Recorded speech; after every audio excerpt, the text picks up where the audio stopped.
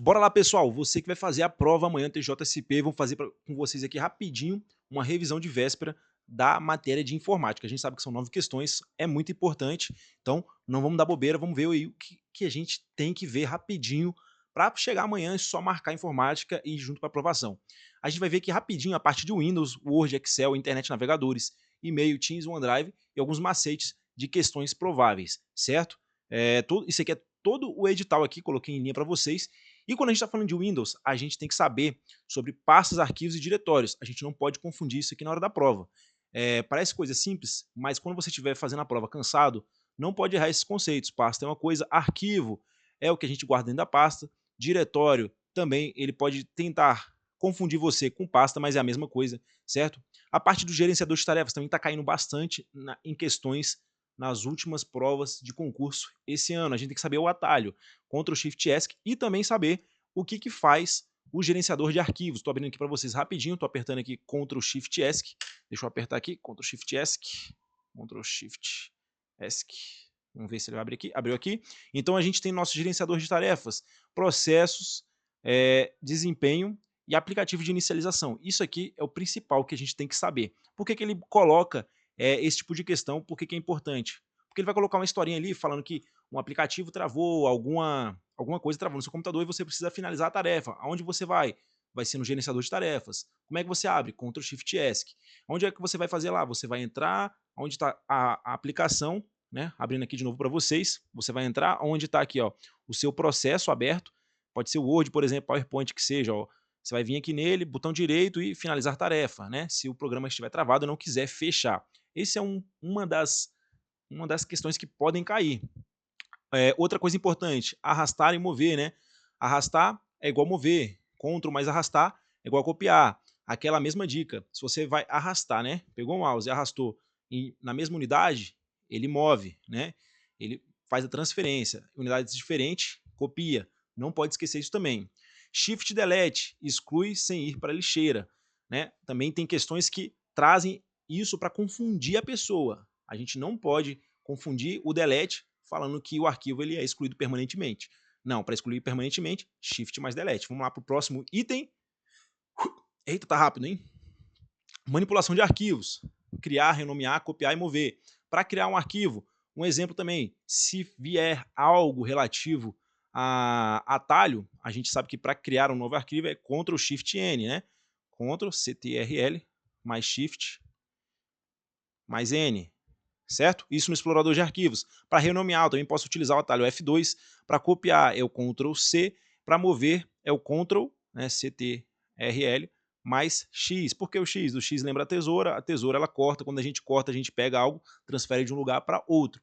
Né? Extensões, a gente tem que saber, né? DocX, XLSX, PPTX, PDF, .txt também ele vi bastante ele colocar isso aqui nas questões para vocês. Né? Então, DocX aqui é a parte do documento do Word. Só você lembrar aqui, ó, doc de documento, né? Lembra do Word, XLSX é o Excel, ó, Excel, né? Ó, XLSX, ó, o L aqui não tem, ó, é Excel, né? Só lembrar do Excel, que dá para dar uma enjambrada na hora da prova e lembrar isso aí e não perder tempo. PPTX é PP é de PowerPoint. PDF, vocês já sabem, né? O documento portátil.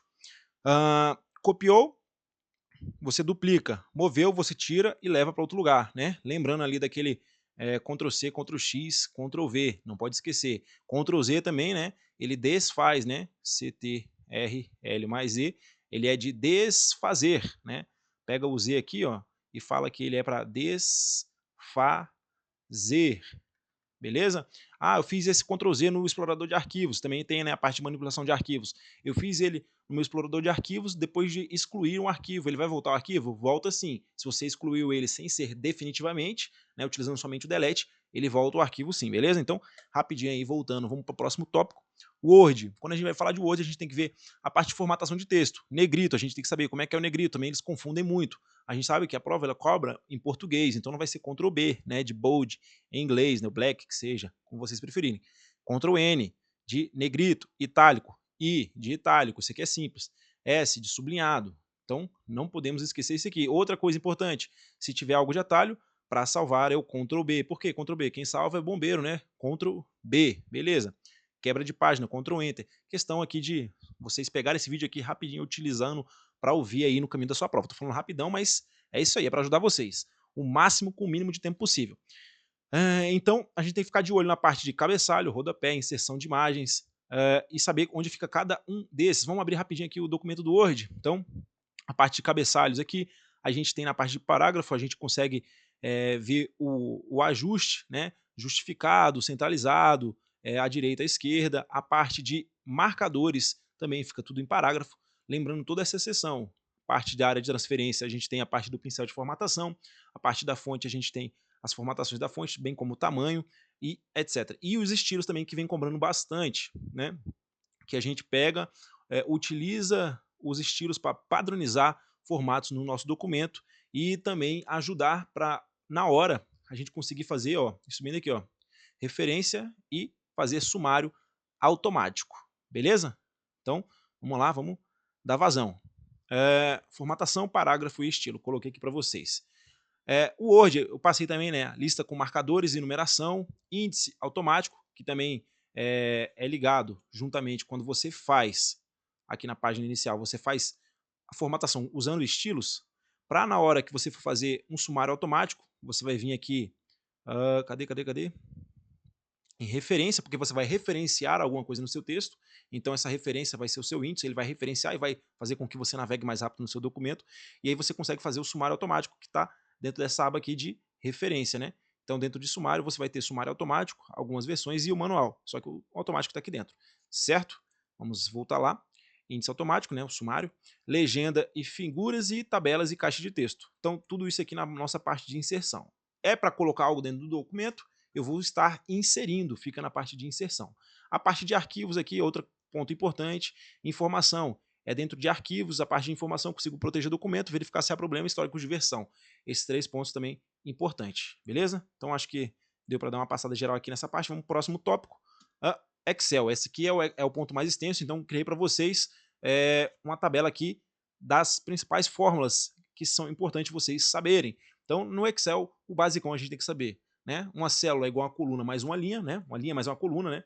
No Excel a gente tem aqui, ó, A, B, C, D e aí, etc e tal, né? Isso aqui são as nossas colunas e na vertical, ó, botei meio torto aqui, mas vai assim mesmo.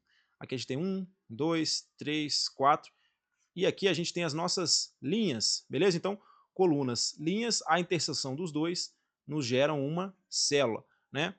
Coluna é letra, linha é número e as fórmulas essenciais estão bem aqui. Vamos lá para a gente não perder tempo. Soma. A gente sabe que soma, ela pega e soma todos os números do intervalo, lembrando dos pontos, os 2 pontos e o ponto e vírgula, né? Que o 2 pontos significa até e o ponto e vírgula, né? Ponto e vírgula significa e. Como assim, professor? Vamos voltar aqui nessa nossa tabela. Melhor, aqui no meu Excel está aberto. Se eu pegar esse mais esse, ó, eu tenho o E1 e o F1, não, E1 e o H1, E e o H. Se eu quiser selecionar esses dois, eu vou pegar aqui E1, H1. Para eu anotar isso, eu vou fazer o seguinte, E1 e H1, se eu quiser somar somente esses valores. Beleza, mas se eu quiser somar todos os valores que está de E1 até H1, de E1 até H1, como é que eu faço? Né, digamos que aqui está 1, 2, aí depois aqui, ó, 4, 2, enfim, eu tenho esses valores. Se eu quiser pegar todos esses valores, como é que eu faço? Então eu tenho de E1 até H1. Como é que eu faria? E1, 2 pontos, H1. Eu pegaria todo esse intervalo, porque isso aqui significa até. Isso aqui é básico, a gente tem que saber, não pode errar, beleza? Então, o soma, ele vai somar todo esse intervalo. Você tem que saber se ele está com 2 pontos ou ponto e vírgula, então tem que estar atento com isso aí. A média aritmética, ela vai fazer esse cálculo simples, né? Dessa soma e vai dividir pela quantidade. Por exemplo, se eu tenho uma tabela lá, eu quero fazer a média de 5 elementos, ele vai pegar esses 3, 4, 5 elementos, vai somar e depois ele vai dividir por 5, porque é a quantidade de elementos. Então, a média faz isso e a gente tem que lembrar aqui, ó, do ponto, dos 2 pontos ou ponto e vírgula. Lembra sempre disso aí.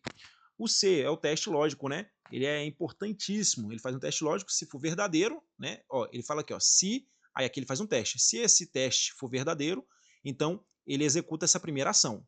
Se ele não for verdadeiro, se ele for falso, então ele vai executar essa segunda ação aqui, beleza? Então ele vai estar sempre separando essas ações aqui por ponto e vírgula. Eu vou deixar esse slide depois limpo aqui para vocês tirarem print para na hora fazer uma revisão aí. O PROC-V ele vai procurar um valor, né, na vertical, nesse caso aqui, e vai retornar o dado na coluna indicada na mesma linha. O 0 no final ele exige a correspondência exata. Ou seja, eu vou colocar aqui PROC-V. Esse aqui eu acho um pouco menos certo de cair, mas também é importante. Tem muitos outros concursos cobrando, mas também é extremamente importante, a gente não pode deixar de ver. PROC-V, vou colocar aqui certinho para vocês ouvirem. PROC-V, a gente tem um valor procurado, a gente poderia procurar, por exemplo, eu tenho toda uma tabela aqui, devia ter colocado uma tabela aqui simples para vocês verem. Toda uma tabela, agora o mouse não quer ajudar, né? Vamos fazer na mão, para não perder tempo. Bora lá. Então eu tenho toda uma tabela, digamos que eu tenho toda essa tabela aqui, ó, essa coluna aqui. E aí eu tenho o PROC-V, né? O PROC-V, eu vou colocar aqui a minha célula procurada, o valor que eu quero. Valor que quero.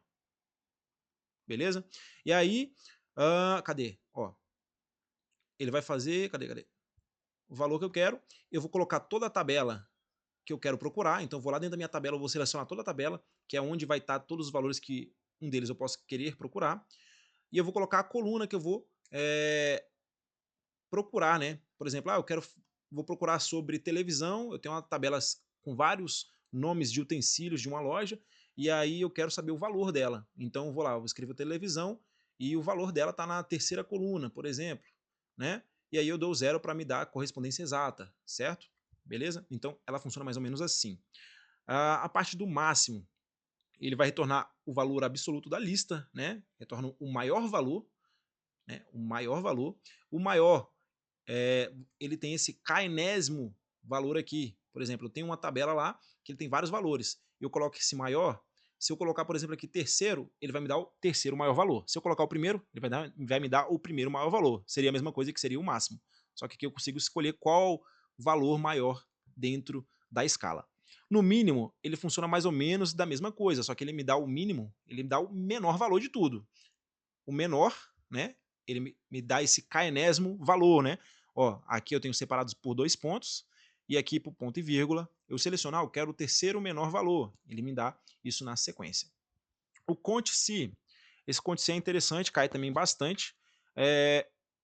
Ele conta quantas células atendem a uma condição, né? Ó, vou contar se, né, dentro do meu intervalo, corresponde a esse critério. Se corresponder, eu vou contar. Que nem eu fiz numa revisão de hoje mais cedo com vocês. O valor maior ou igual a 4, se eu não me engano, né? Naquela questão. Soma-se, né? Ele vai somar, eu vou dar um intervalo para ele, o critério e o intervalo de soma, beleza? Contar número, que nem eu dei também, esse aqui vinha uma questão do ano de 2025, que caiu na banca, inclusive, contar número. Ele vai contar apenas células que contêm números, ela vai ignorar texto e também se não tiver nada, né? Se não tiver nada, não vai contar, beleza? Então tem que pegar e ficar atento com isso aí. Contar valores, ela conta células não vazias, então ela vai contar mesmo se for número, texto, erro, qualquer coisa, ela só vai ignorar o que está vazio, beleza? Concatenar, aqui ó, ponto e vírgula, ele vai pegar duas células e vai juntar em uma terceira diferente, ele vai juntar texto de células diferentes, certo? Isso aqui eu coloquei só para colocar mesmo, porque para fazer algo mais completo. Ele retorna a data atual, né? Não tem argumento dentro do parênteses. E esse aqui, o dólar, né? Dólar, ó, cadê? Dólar a dólar 1, né? O cifrão, né? No caso, ele faz uma referência absoluta, ele vai travar as células. Se você quiser copiar, arrastar, ele vai travar aquela referência ali, beleza? Então não pode esquecer isso aí. Então alguns macetes aí para vocês. A coluna ela é em pé, igual um prédio, né? O Excel ele é uma nossa calculadora turbinada, preenchimento automático da gente arrastar a alça, que seria, por exemplo, a gente está aqui, ó, eu arrastar a alça, eu tenho uma fórmula aqui, eu quero continuar ela até o final, eu vou fazer aqui na minha alça e arrastar até o final aonde eu quero. E a parte de classificação eu tenho desde crescente até decrescente, importante também. Para a internet, o que seria importante a gente saber, assim, poxa, eu quero fazer uma revisão ali para não esquecer nada, a gente sabe que o URL é o nosso endereço do site, HTTP, a diferença de HTTP por HTTPS, acredito que seja importante porque a gente tem uma pequena elencação com a parte de segurança da informação, né? Porque a gente tem que saber o que a gente está acessando, se é seguro ou se não é seguro. Então a diferença dos dois é que o HTTPS, você lembra do Szinho de seguro, aí vai ficar na sua mente, você sabe que ele tem ali porque ele tem segurança, ele tem criptografia. O cookie é onde é guardado no nosso dispositivo as preferências dos sites que a gente acessa. Então toda vez que a gente for acessar novamente um site que a gente já guardou os cookies, muitas vezes o login e senha já vai estar salvo ali naqueles cookies de navegação, preferência, o que a gente gosta, para poder o site dar uma melhor experiência para o usuário. E alguns atalhos importantes, mas aí varia um pouco de navegador para navegador. Se for Firefox e Chrome, muda, por exemplo, Ctrl Shift N para questão de aba privativa, ele vai abrir uma aba privativa, Ctrl Shift N no Google Chrome, Ctrl Shift P no Firefox, Ctrl L é uma barra de endereço, né? Acessa a barra de endereço lá em cima, Ctrl Shift T reabre uma aba, Ctrl T uma nova aba, beleza? Correio eletrônico, importante. Anexar arquivo, o ícone de clipezinho lá, ele vai anexar, tem aquele íconezinho de clipe. Esses dois pontos aqui, ó, esses dois critériozinhos aqui são extremamente importantes, cai bastante. CC e o CCO, né, a cópia e a cópia oculta, né? O responder a todos, a questão clássica que cai, né, a diferença entre um e outro. A cópia oculta, por exemplo, quem está na cópia oculta, ninguém sabe quem é que está lá, né? Se eu mandar um e-mail somente marcando o CCO para todo mundo, ninguém vai saber para quem eu enviei, somente aquela pessoa que recebeu, ela sabe que foi ela, só ela que recebeu, ela não sabe de mais nada, né? Então tem esse pequeno detalhe aí. O CCO, se eu coloquei lá para CC, CCO. O que eu coloquei aqui, ó, coloquei fulano 1 e fulano 2. Aqui eu copiei para o fulano 3. Aqui eu 4, 5 e 6. Esses dois aqui, todo mundo vai conseguir enxergar. E esse daqui também. Esse daqui, ninguém vai conseguir enxergar que foi enviado para eles, certo? Então, tem que lembrar dessa malícia aí na hora da prova. O Microsoft Teams, a gente sabe que é utilizado para chat e mensagens, né? Reuniões e compartilhamento de tela, compartilhar arquivos, gravar reuniões. O Teams ele serve para conversa e o OneDrive ele guarda coisas, né? Teams conversa, Drive guarda coisas. E o OneDrive, a gente entrando no último assunto, deixa eu ver, finalizei aqui, né? O OneDrive chegando no último assunto aqui, menos de 20 minutos de vídeo para vocês. Então, o OneDrive ele faz armazenamento online, compartilhamento via link, teve questão disso aí, inclusive na live de hoje mais cedo. Permissões, a gente consegue tanto visualizar ou somente editar, você consegue colocar essa permissão para quem você está entregando esse arquivo, né? Você está compartilhando, essa pessoa só vai visualizar ou se ela vai poder editar também.